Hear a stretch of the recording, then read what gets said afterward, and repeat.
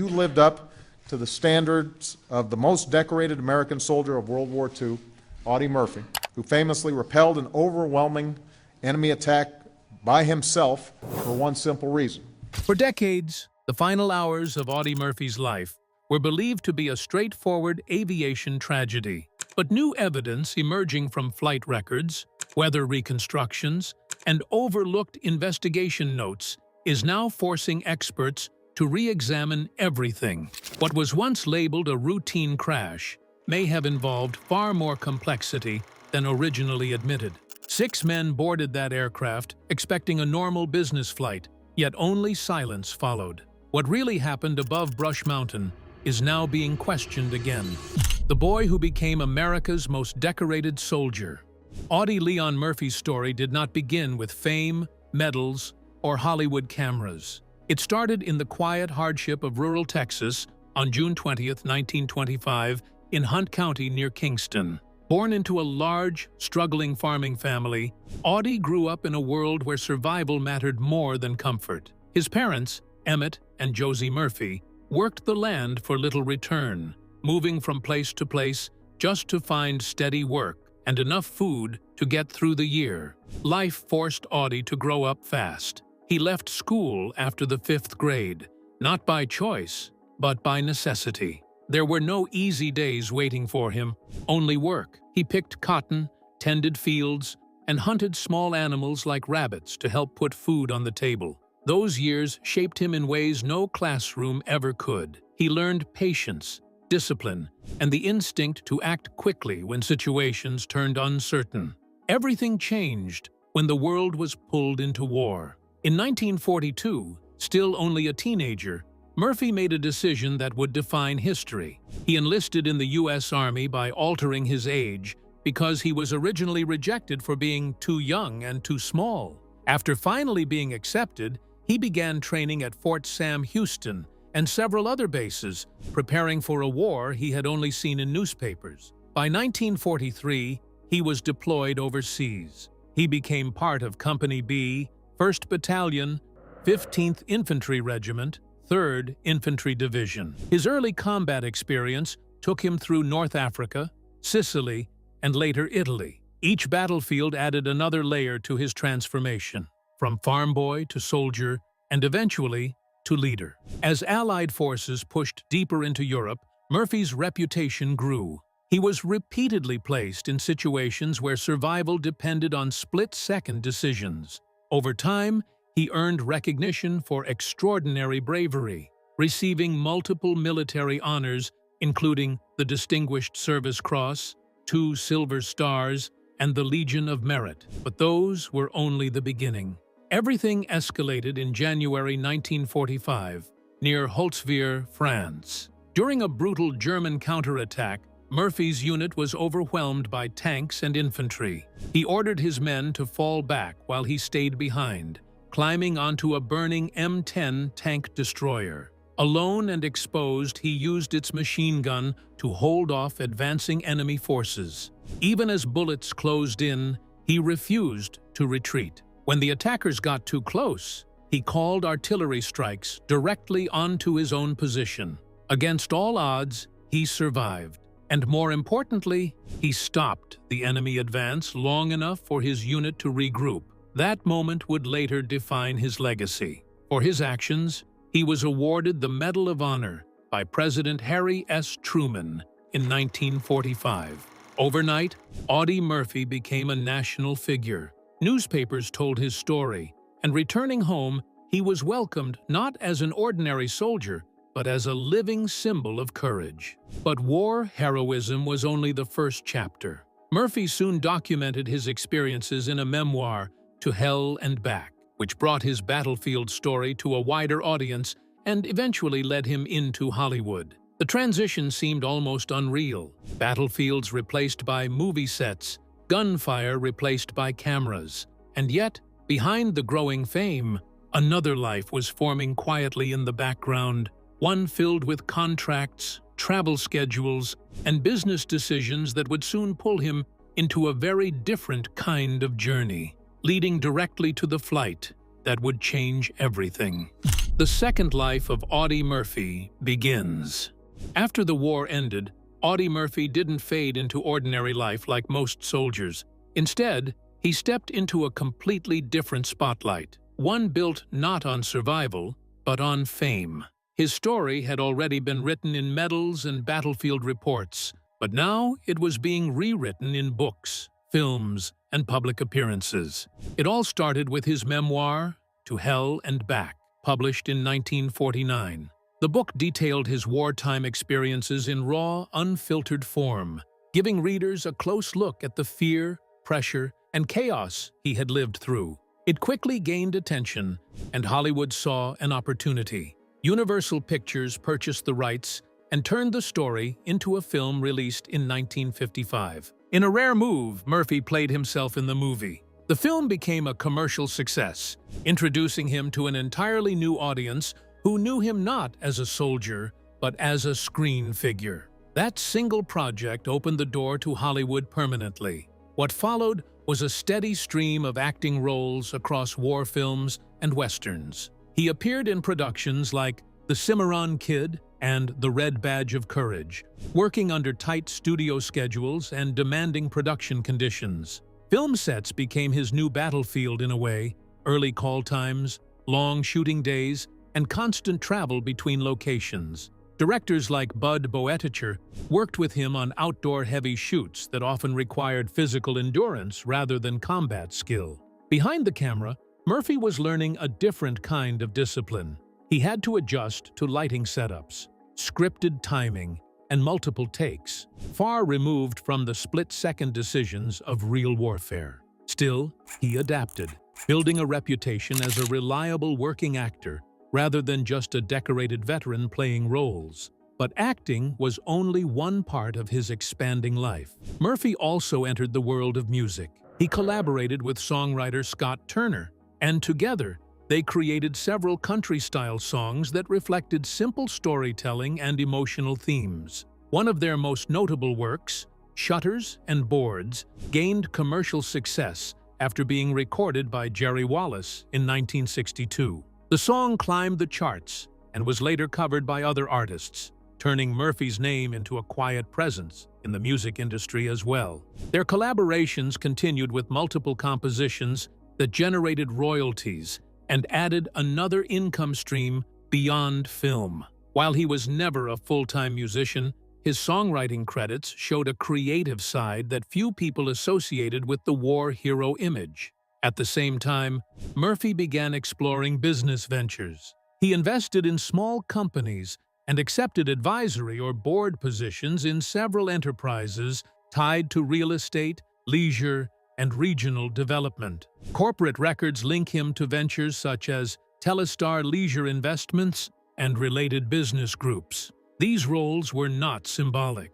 Murphy attended meetings, reviewed documents, and participated in planning discussions. His schedule began to shift again, this time away from film sets and toward boardrooms, investor briefings, and project sites. Travel became a routine part of this new world. Instead of commercial flights, Murphy often used small corporate aircraft to move quickly between cities like Los Angeles, Texas, New York, and Virginia. These trips were designed for efficiency, tight schedules, multiple meetings, and fast turnarounds.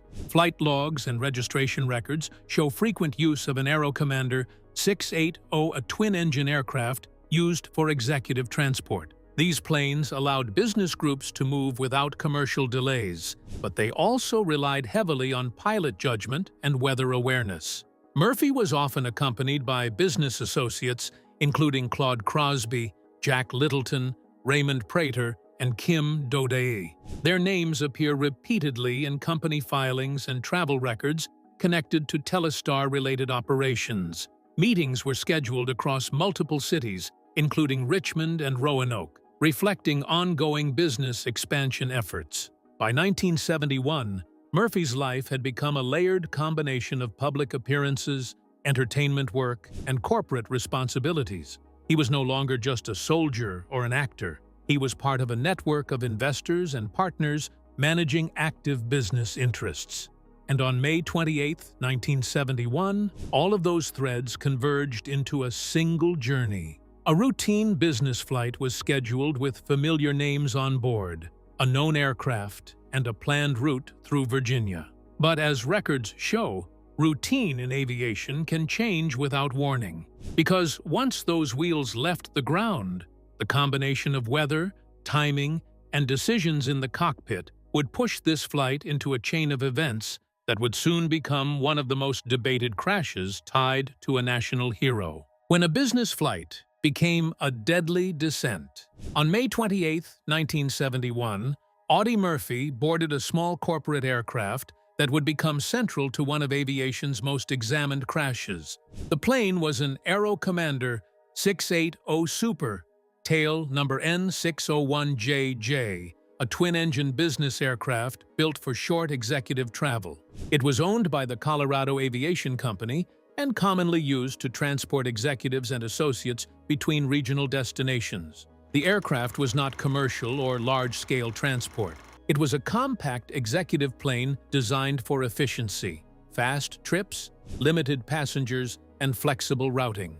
On this flight, it carried 6 people in total: Murphy, 4 business associates, and the pilot, Herman Lavelle Butler. Butler was a licensed pilot with both single and multi-engine ratings. However, records later showed a major limitation. He had very little experience in the Aero Commander 680 itself. Investigators estimated only a few hours in that specific model. More importantly, he was not fully qualified for instrument flying in conditions that require reliance on cockpit instruments instead of visual navigation. That detail would later become critical. The passengers included Claude Crosby, Jack Littleton, Raymond Prater, and Kim Doty, all linked to Murphy's business ventures, particularly Telestar-related operations. Their travel that day was tied to scheduled meetings and property discussions across Virginia. Stops were planned in multiple cities, including Richmond and Roanoke, making the route part of a tight business circuit rather than a leisure trip. Small corporate flights like this depended heavily on timing and pilot judgment. Unlike commercial airlines, there was no large flight crew or layered decision-making system. The pilot had to assess weather, visibility, and terrain in real time. And on this day, those conditions were already becoming a concern. Weather reports indicated rain showers moving across western Virginia, with low cloud cover forming over the Blue Ridge Mountains. Visibility was inconsistent, dropping in and out as cloud layers shifted across elevated terrain. For pilots flying visually, this meant reduced reference points and increased risk near mountain ranges. Radar data and witness observations later placed the aircraft near Brush Mountain during the final segment of its flight path. The mountain itself rises sharply above the Roanoke Valley, creating a natural hazard zone when cloud ceilings drop. Despite the conditions, the aircraft continued along its route. There was no indication of mechanical failure, no distress call, no reported emergency, just a flight progressing through narrowing visibility, closing terrain, and a route that required precise altitude awareness. Then, in the final moments, N601JJ descended into Brush Mountain. It was not a sudden explosion or mid-air breakup. The impact was consistent with controlled flight into terrain, the aircraft still functioning, still powered, but fatally misjudging what lay ahead in the darkened landscape. And, as investigators would later uncover, the real questions didn't begin at the crash site. They began with everything that happened before the descent into the mountain fog, leading directly into what the official investigation would later reveal about that night on Brush Mountain. What the Brush Mountain report really revealed. After the wreckage of N601JJ was finally located on the steep slopes of Brush Mountain, the National Transportation Safety Board immediately launched a full-scale investigation. What began as a missing aircraft search quickly turned into a detailed reconstruction of the final minutes of a flight that had already raised difficult questions. Investigators collected everything they could: radar tracks, weather charts, pilot logs, maintenance files, witness statements, and physical debris from the crash site. Every fragment mattered. The goal was simple: determine how a fully functioning aircraft ended up embedded in a mountain slope. Weather quickly became one of the most important elements in the analysis. On the evening of May 28, 1971, Western Virginia was experiencing unstable conditions. Rain showers moved across the region, and thick cloud layers hung low over the Blue Ridge Mountains.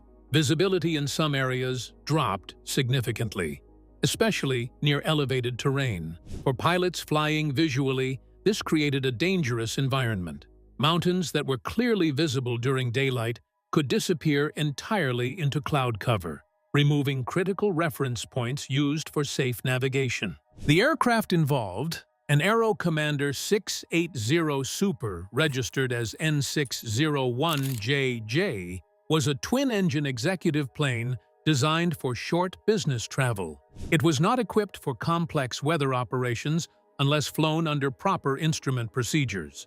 That distinction would become central in the findings. The pilot, Herman Lavelle Butler, had a valid license and general flight experience, but investigators noted limitations in his familiarity with the specific aircraft type. More importantly, his qualifications for instrument flight in that aircraft were limited, a factor that significantly reduced safe options once weather conditions deteriorated. Radar data and witness reports placed the aircraft in the vicinity of Brush Mountain in the final phase of flight. The terrain in that area rises sharply from the valley floor, forming a natural barrier that requires careful altitude management, especially when clouds obscure visibility. When the wreckage was examined, investigators found no evidence of structural failure before impact. Engines showed signs of power at the moment of collision. Control surfaces also indicated that the aircraft had been responding normally. There were no signs of in-flight breakup or explosion prior to impact. This led investigators toward a specific classification: controlled flight into terrain. In simple terms, the aircraft was still operational, but the crew did not recognize the rising ground in time to avoid it. Search and recovery efforts were difficult. The crash site was located several days later on May 31st, in a remote and steep section of Brush Mountain. Thick vegetation, wet ground, and uneven slopes slowed down recovery operations. Civil Air Patrol units, local responders, and rescue teams worked through challenging conditions to retrieve remains and aircraft fragments. The official report also examined operational decisions leading up to the flight. The aircraft was part of a corporate fleet used for executive travel, meaning scheduling pressures often influenced departure times. Investigators reviewed whether better planning or delays could have altered the outcome. No mechanical defects were found in the aircraft systems. Engines, fuel lines, and structural components showed no pre-impact malfunction. That eliminated equipment failure as a cause and shifted focus entirely to human decision-making and environmental conditions. The final NTSB conclusion pointed to a critical combination: continuation of visual flight into instrument meteorological conditions, limited instrument qualification in the aircraft type, and insufficient situational awareness in mountainous terrain. Recommendations followed. The board urged stricter oversight of pilot qualifications for specific aircraft, improved corporate flight planning procedures, and stronger enforcement of weather-based decision protocols in executive aviation. On paper, the report closed the case. It provided structure, explanation, and classification. But even with all the data aligned, one underlying issue remained difficult to ignore: why the flight continued at all when conditions were already deteriorating. And that question leads deeper into the final layer of this investigation: the human decisions, operational pressures, and overlooked risks that may have shaped the last choices before Brush Mountain claimed the aircraft, which we will now uncover in the next part: the final chain of decisions before the crash. When investigators stepped back from the technical wreckage of N601JJ, the picture became clearer, but also more unsettling. The aircraft itself was not the problem. The engines worked, the structure held, the navigation systems functioned. What failed was the chain of decisions made long before the plane ever reached Brush Mountain. The weather that evening over Virginia was already deteriorating. Rain was spreading across the region, and low clouds were settling over the mountain ridges. Visibility fluctuated rapidly, sometimes dropping below safe limits for visual flight. Under such conditions, pilots are expected to switch to instrument flying procedures or delay departure entirely. But that is where the first critical issue appeared. The pilot, Herman Lavelle Butler, was not fully qualified for instrument flight in the Aero Commander 6800 Super under those conditions. While he had general aviation experience, his time in the aircraft type was limited, and his instrument flying capability in that specific setup was restricted. In normal circumstances, this would have required additional caution or a different operational decision. Instead, the flight continued. Investigators later highlighted that corporate pressure may have played an indirect role. The passengers aboard were involved in scheduled business meetings across Virginia. Delays could disrupt multiple engagements, and the aircraft was part of an operation designed for efficiency and tight timing. In executive aviation, schedules often become silent drivers of risk. Flights are planned not just around safety margins, but around meetings, commitments, and logistical demands. On this day, those pressures appear to have narrowed the decision-making window. Radar data shows that the aircraft attempted to maintain visual navigation beneath cloud layers rather than climbing into instrument conditions. That decision placed the flight dangerously close to rising terrain, especially in the Brush Mountain region where elevation changes sharply and cloud cover can erase visual reference points within seconds. There was no distress call, no emergency declaration, no indication that those on board fully recognized the danger developing outside the cockpit. Then, in the final minutes, the aircraft descended into terrain it could no longer see. Brush Mountain was not just a random location. It was a high-risk zone under those weather conditions, an area where a slight miscalculation in altitude or visibility judgment could be fatal. And that is exactly what happened. What remains most haunting is not a mechanical failure or sudden catastrophe, but the quiet sequence of normal decisions that, step by step, narrowed the margin for survival until there was none left at all. Because in the end, the crash was not caused by a single moment. It was the result of everything that happened before Brush Mountain ever came into view. Thanks for watching. If this case made you think differently about what really happened, don't forget to like and subscribe for more deep dives into history's most mysterious and debated stories. See you in the next video.